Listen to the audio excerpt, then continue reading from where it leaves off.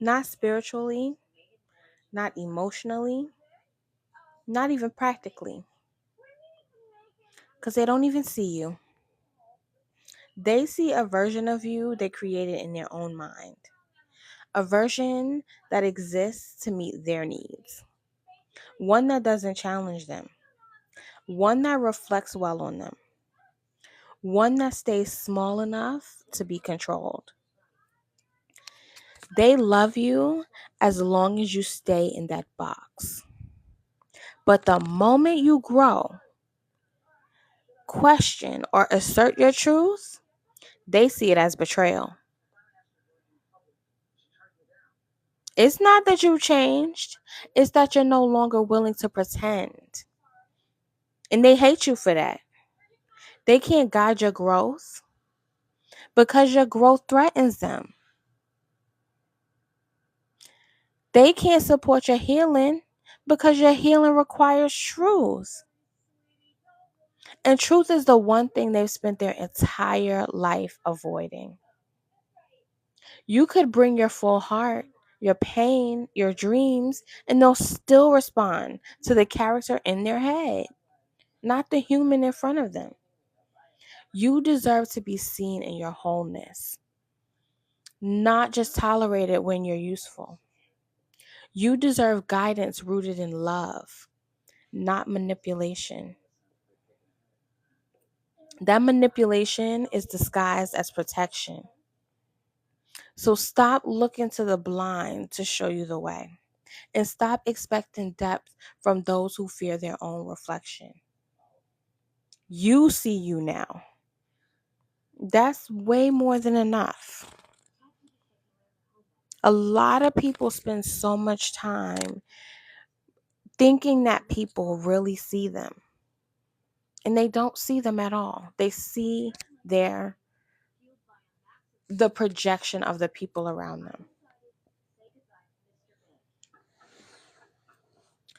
Some people will feel that you're too much. Your personality is too big.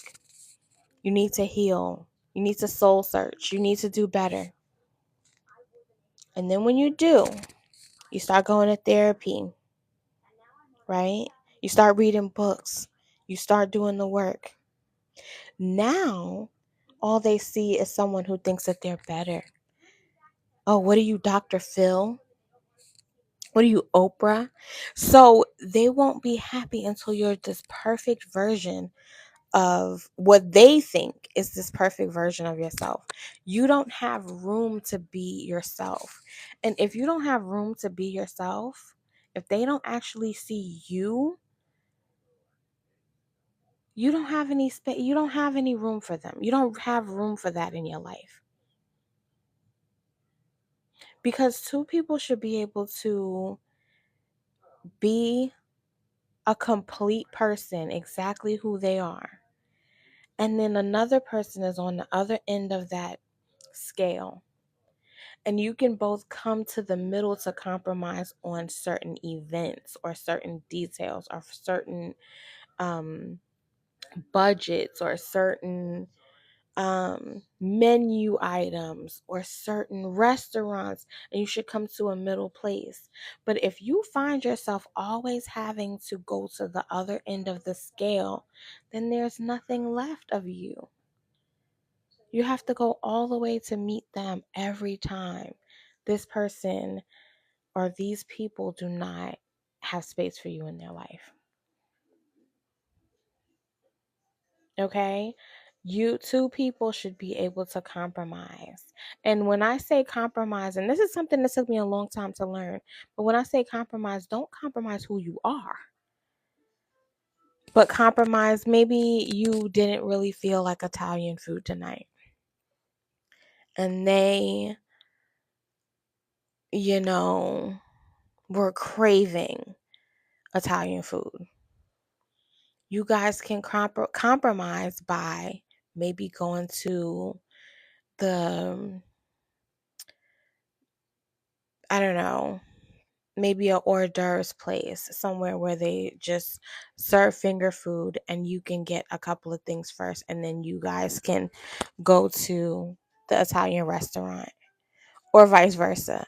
You know what I mean? So you both can have something, or maybe you can, if they were fair, they'll pull something up on the menu and say, I know it's an Italian restaurant. I've really been craving the chicken parmesan, but they really have some choices that, they have a great Caesar salad.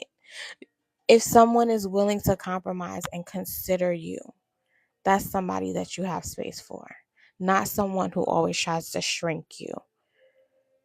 Please understand that and do not wait until it's too late and you shrunk yourself to where you don't even know yourself anymore.